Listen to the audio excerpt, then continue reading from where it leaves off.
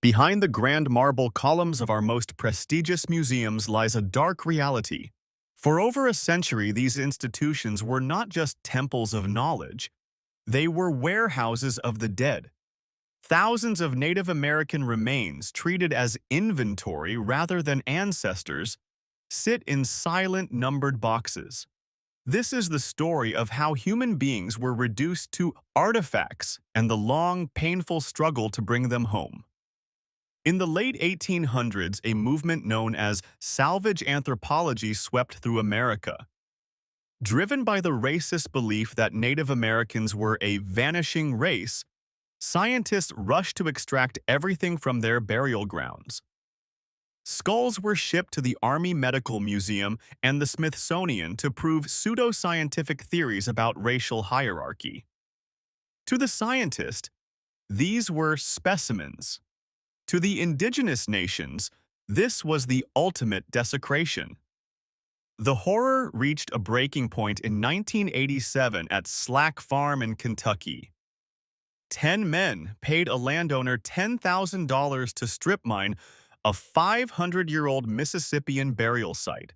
For 2 months, they used tractors to bulldoze graves, scattering the bones of over 600 people to find pottery and jewelry to sell on the black market. Slack Farm became the catalyst for a national outcry. The message was clear. American law protected the graves of white settlers, but Native American graves were treated as treasure maps. In 1990, the United States Congress finally acted, passing NAGPRA.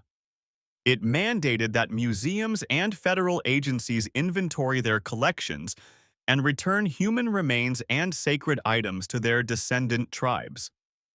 It was supposed to be the end of the bone trade, but as the decades passed, the law met a wall of institutional resistance.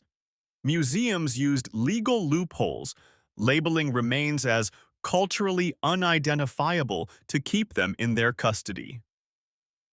No case defined this struggle more than the Kennewick Man, or the Ancient One. Discovered in 1996 in the Columbia River, these 9,000-year-old remains sparked a 20-year legal battle.